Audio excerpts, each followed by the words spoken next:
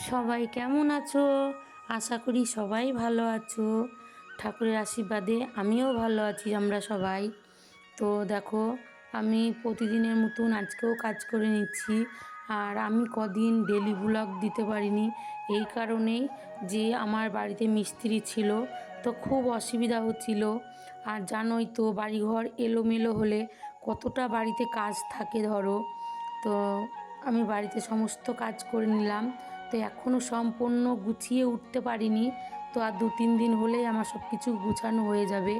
আর আমি ভিডিও ঠিকঠাক দিতে পারিনি, তো সেই জন্যে আজকে থেকে বৃহস্পতিবার থেকে আমি প্রতিদিন ডেলি ব্লগ দিব।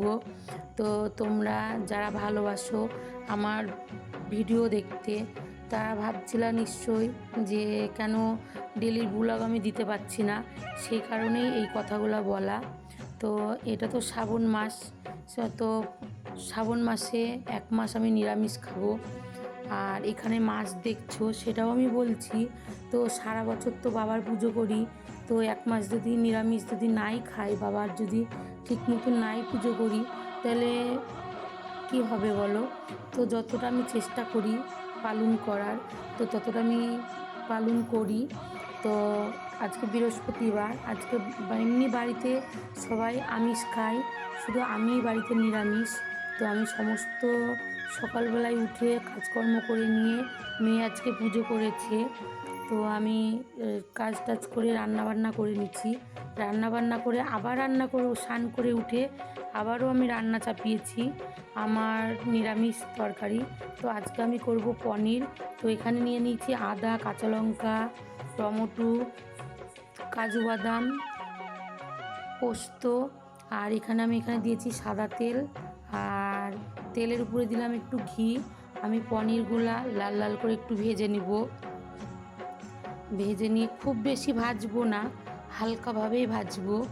আমার মনে হয় পনির যদি খুব ভাজা যায় তো পনির শক্ত হয়ে যায়, তো আমি খুব একটু হালকা করে ভাজি, নরম থাকে।